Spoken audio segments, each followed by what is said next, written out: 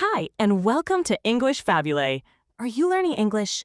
Great. Let's learn English with a very interesting story. Don't forget to subscribe, like, and comment. Let's get started. This story begins in the 1950s with a small Florida restaurant called Instaburger. It was struggling and almost out of money. Many fast food places, like McDonald's, were growing fast and opening new stores. But Instaburger fought to stay open. Despite its troubles, this failing restaurant would later become Burger King, a global fast food empire. Today, Burger King earns billions of dollars yearly and has restaurants in over 100 countries. The journey to becoming Burger King is full of surprises. One key part involves a moment of anger. Someone at the restaurant became so frustrated they used an axe to smash cooking equipment. This event, surprisingly, led to a big change for the company. There is also a twist to Burger King's success. Some believe the main secret behind its triumph was not their own idea. Instead, it was copied or taken from another place. This book tells the full, surprising story of how a small, struggling diner became a huge name in fast food. 2. A new idea. The story of Instaburger began with two men, Keith Kramer and his stepfather, Matthew Burns. In 1952, they observed the great success of McDonald's. McDonald's was earning a significant amount of money each year, over $100,000, which was a very large profit in those times. Keith and Matthew decided to visit a McDonald's restaurant to understand its popularity firsthand. When they saw McDonald's in action, they were truly impressed. The system McDonald's used to prepare food so quickly and efficiently caught their attention. Keith and Matthew quickly realized that this fast food concept offered a huge business opportunity. Their goal was to replicate McDonald's winning model and introduce this modern way of dining to other areas, particularly in Florida. To achieve fast food production like McDonald's, Keith and Matthew began searching for specialized kitchen equipment. During their research, they found two remarkable devices they called Miracle Insta machines. The first was the Insta Shake machine. This machine could create 4 different milkshake flavors and produce about 6 milkshakes every minute. This speed was impressive for beverages. The second important machine was the Insta Broiler oven. This oven was designed to cook many burger patties continuously. At the same time, it could also toast hamburger buns. The Insta-Broiler used electric heating to process food quickly. A raw burger patty and a bun would enter, and a fully cooked burger would be ready in just over 90 seconds. This efficient system allowed the oven to make approximately 400 burgers in 1 hour. For Keith and Matthew, these Insta machines were the perfect solution to their need for speed and volume. They were focused on producing a large quantity of food very quickly. They finalized a deal with the machine's inventor. This agreement gave Keith and Matthew the exclusive right to use these powerful Insta-machines in their new restaurant venture. They soon opened their first restaurant in Florida. They chose the name Instaburger. The word Insta directly referred to their special Insta machines because they made food almost instantly. This Insta Burger restaurant marked the beginning of what would eventually grow into the well-known Burger King company. Keith and Matthew were hopeful that their new fast food idea would achieve similar success to McDonald's. 3. Early problems. David Edgerton opened his own Instaburger store in Miami. This happened after Keith and Matthew opened their first restaurant. David had earlier suggested a new name, Instaburger King. He even drew a funny picture of a king sitting on a burger. Keith and Matthew liked his idea very much. So their first store in Jacksonville, which opened in April 1953, used this new name and logo. Both Instaburger King stores quickly faced many problems. One issue was how customers ordered their food. People had to order from their car window, pay, get a ticket, and then drive to a second window to pick up their meal. Customers were used to food coming to their car, so this new system felt confusing and slow. However, the biggest problem was the main cooking machine. It was called the Insta-broiler. This machine often broke down. Sometimes it would stop working when many customers were waiting. Fast and cheap food was the main promise of Instaburger King. But with a broken machine, food was not fast. Also, their burgers cost 18 cents, while other places sold similar burgers for 15 cents. Because of these problems, Keith and Matthew's store in Jacksonville was not making enough money. David Edgerton's Miami store also had a difficult start. The faulty machine made it very hard for him to keep customers happy. Even with these troubles, David strongly believed in fast food. He wanted to open more Instaburger King locations in Miami. But he had put all his money into his first store. He needed a partner to help him pay for new restaurants. David asked many other restaurant owners if they wanted to join him. Most of them said no because his first store was not doing well. Then one person suggested David talk to a man named James McLamore. James owned a small restaurant nearby. He would soon play a big part in the story of Burger King. 4. A new team.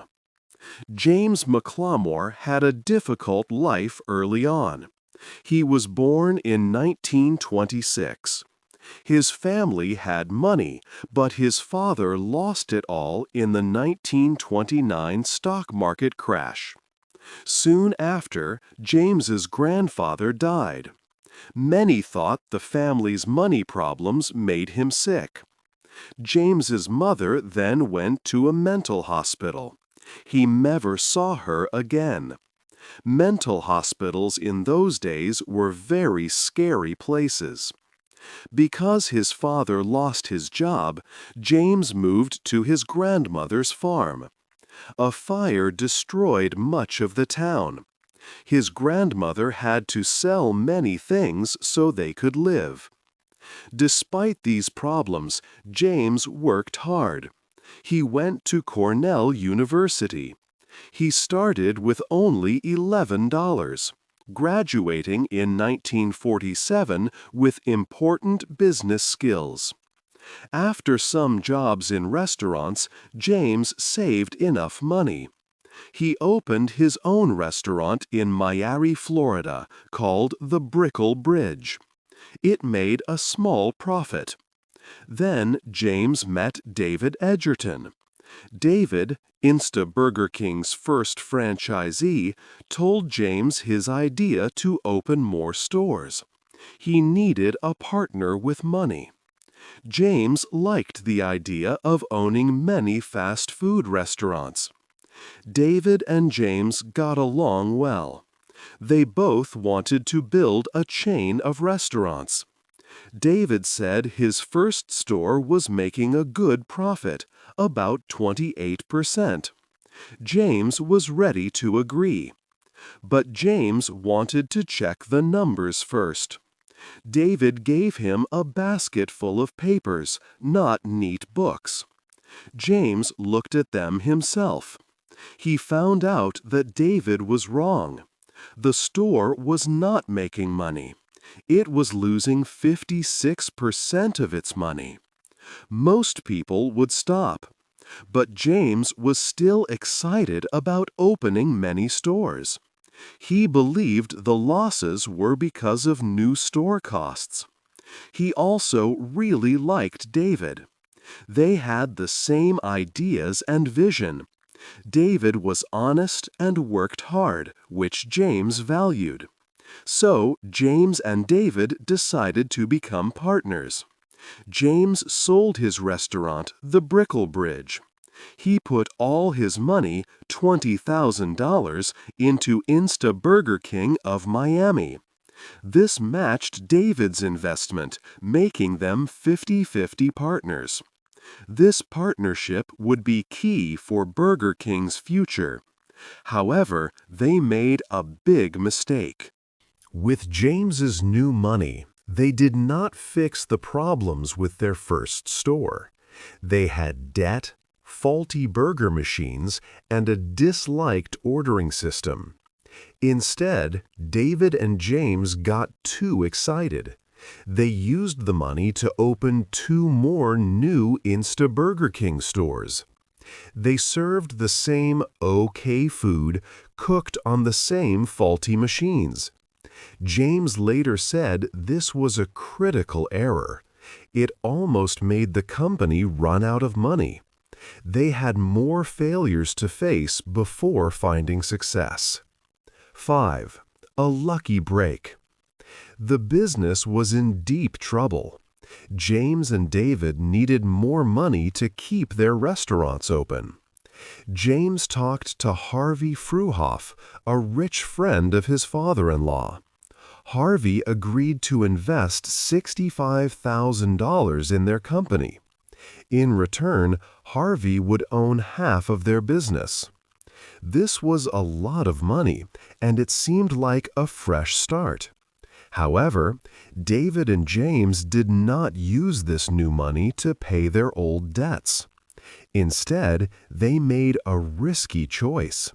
They decided to open 3 more Insta Burger King stores across South Florida. By the end of 1956, they had 7 restaurants in total. All of these stores used the same old Insta-broiler ovens. These machines were still unreliable. They broke down often and only made average quality food. The business was losing a lot of money and was close to failing completely. Then something very unexpected happened that changed everything for the better. One busy lunchtime, David and James heard a familiar, unwelcome sound. The Insta-broiler's conveyor belt stopped with a clatter. The machine had broken down again. David had only recently fixed it, and he was very, very angry. He walked to his toolbox, grabbed a sharp axe, and literally smashed the burger machine into pieces. James saw this. He was partly amused because he also hated the faulty machine, but he was also very concerned. Now they had no way to cook their signature burgers until a new oven could be delivered. David, however, had no plans to buy another problematic machine. He promised to build a much better one himself. David was clever with engineering. He worked hard with a local mechanic. For 3 weeks, they experimented with different ideas. They worked day and night, constantly trying and failing, then trying again. Finally, they made an important breakthrough. David successfully created a new flame broiler. This oven used gas to cook the burgers, not electricity like the old ones. This new machine proved to be much more dependable. It did not break down often, allowing them to cook many burgers without problems. More importantly, cooking the burgers with gas gave them a special and unique taste. It was the famous flame-broiled flavor that people would soon love. This distinct flavor became the main thing that made Burger King special and different from other fast food places. Even today, Burger King proudly advertises its flame-grilled taste. David's moment of anger had forced him to invent something truly great. This new, reliable machine helped the company make much more money by cooking tasty burgers consistently. It was a true lucky break that saved their business. 6. The Big Burger. The new machine that cooked burgers was much better. It worked well and did not break often. David and James decided to visit Jacksonville. They wanted to see the original Burger King owners, Keith and Matthew. Things were not good for Keith and Matthew. Their restaurants were still losing money. They thought the problem was their locations. So they bought a new building that could move. Their idea was to move the restaurant if it did not make sales. David and James watched this new movable store. For 2 hours, no customer came. James decided to walk nearby. He found a small burger stand. It looked old, but many people waited in line to buy food.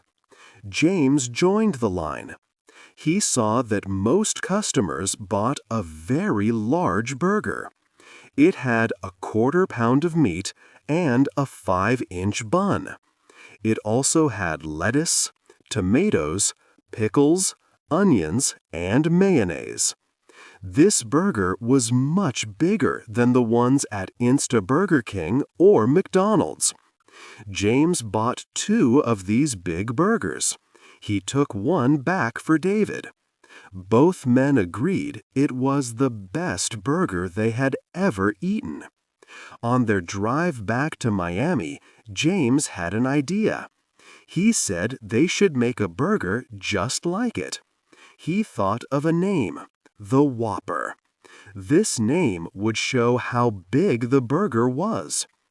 James also wanted to put signs on their stores that said, "Home of the Whopper." David liked the idea. He agreed to try it. This was a risky decision. The Whopper would cost 37 cents. Other burger places, like McDonald's, sold their burgers for only 15 cents. Selling a much more expensive burger was a big gamble. But the gamble worked. The Whopper was an instant success. Its large size, many toppings, and special flame-grilled taste made it very popular. It helped David and James's company become unique. They finally had something special that other places did not. Some might say that James copied the idea from another small burger shop. But in business, doing things well is often more important than having a completely new idea. David and James made the Whopper well. In just a few months, sales at their Burger King stores grew a lot. For the first time in years, David and James's business was doing very well. Meanwhile, Keith and Matthew's original Instaburger King in Florida still had problems. They eventually went out of business. 7. Taking control. By 1959, David and James's Instaburger King stores in Miami were doing very well. People saw their success and wanted to open similar stores. But David and James could only sell stores in South Florida. In the same year, the first owners, Keith and Matthew, had big money problems. They could not pay their loans. A man named Ben Stein, who had lent them money, took control of their Instaburger King company. Ben did not want to run the business. James saw a chance. He asked Ben if he and David could buy the rights for the entire company. This meant they could open stores anywhere. Ben would get 15% of their earnings without working. This deal was good for both. They signed the papers in 1959. So, David and James now had full control. For years, they had been the real leaders. David had helped improve the name and created the better cooking machine. James had created the popular Whopper burger. They had truly changed the company's luck. One of their first changes was to remove Insta from the name. They no longer used the old Insta machines. The company officially became Burger King, home of the Whopper. With full control, James and David planned for Burger King to be the top fast food chain. They aimed to grow as much as McDonald's. 8. A new owner. Burger King grew, but McDonald's grew faster.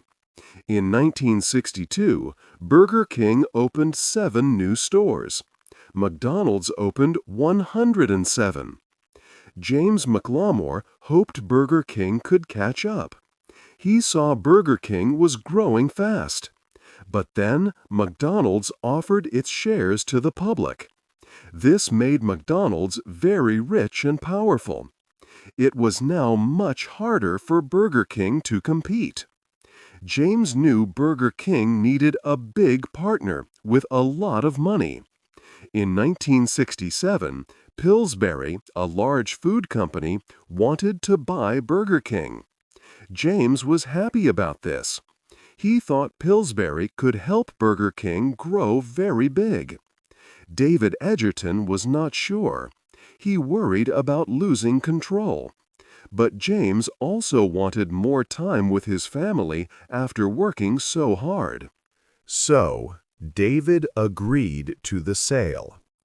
Pillsbury bought Burger King and its 247 restaurants for $18 million. James, David, and their partner Harvey became very rich. James agreed to stay as Burger King's president for 5 years.